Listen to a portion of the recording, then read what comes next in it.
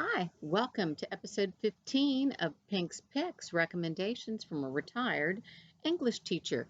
Today I am filming from the absolutely beautiful Lake Winnipesaukee in New Hampshire. I am visiting a dear friend, and in the background, I am looking at the vista of the majestic Mount Washington. So I'm going to give you just a little bit of a peek of that before I talk about our title for today. Right back in here is where you can see Mount Washington with an elevation of over 6,000 feet. It is an absolutely glorious hike, I might add. So today's title is Bowlaway. And Bowlaway was published in 2019, so it is a relatively new title. It is a quirky novel a la John Irving, and if you like John Irving, I think you would enjoy this book. Elizabeth McCracken has already written 6 books. 3 of them are New York Times notable books. She is currently the James Michener Chair of Fiction at the University of Texas. This is set in the fictional town of Salford, Massachusetts, outside of Boston, spanning 100 years from the late 1800s to the late 1900s. It's in an area that is referred to as the fens, and fens are marshy or boggy areas that end up getting filled in so that that land becomes buildable. And I learned, of course, that is the meaning of Fenway Park. So that was very interesting to me.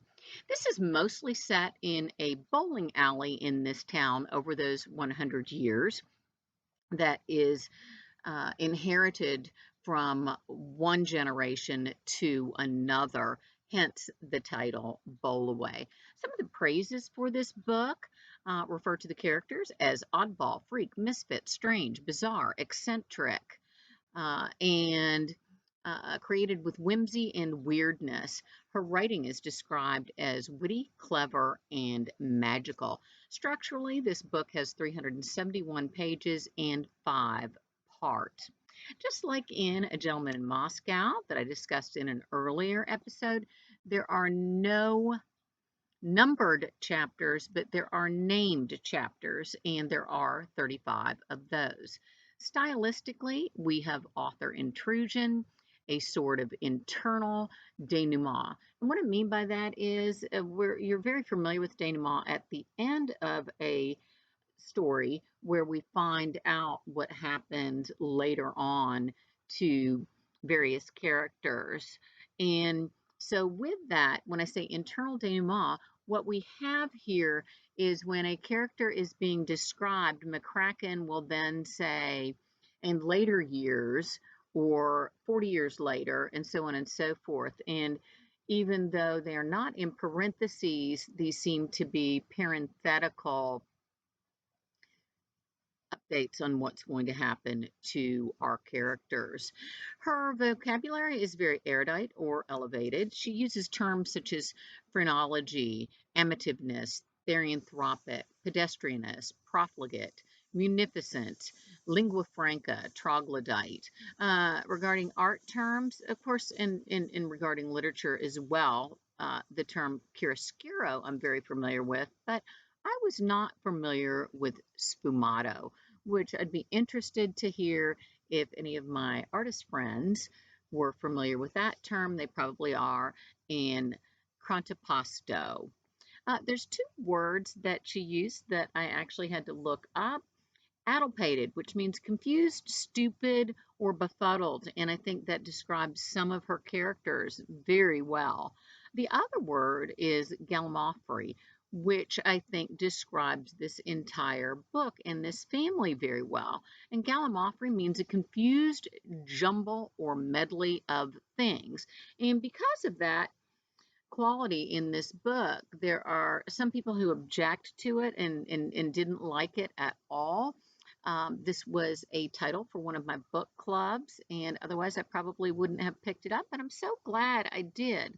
But I think it depends on how you're reading a book or what you're reading it for. And if you can appreciate that confused medley of characters or things, then I think you'll enjoy it very much. It has a great first sentence. They found a body in the Salford cemetery, but above ground and alive. That caught my attention immediately. I like the descriptions of various relationships of characters. My favorite character, in fact, is Joe Ware. And Joe Ware is described in the very beginning. He had been born on a ship in Boston Harbor. Someone had once told him, but he had no memory of his birth, nor of any boat, nor of his parents. He was an orphan. And Joe isn't the only orphan who we have in the book. Margaret is another one. She was a parcel of a person, Margaret Vanetta, left and stored and sent away again, left by her mother on the steps of the Little Sisters of the Poor, raised by nuns who thought they might make a nun of her. Nuns are more discerning than wolves. They don't think any old naked left behind baby is automatically one of them.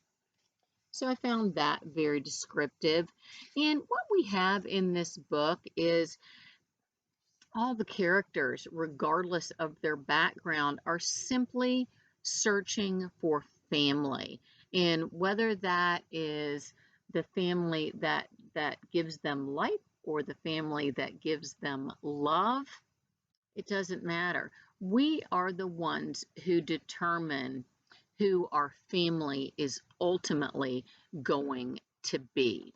So I find this book at the end, you also have a description of genealogy and people who we do become interested in because we find that we're related to them, people who we otherwise might not be interested in at all unless they were part of our family tree. So I would recommend this book. I would give it not an A, but I would give it a B because I do think that some of the quirkiness tends to be a tad disjointed.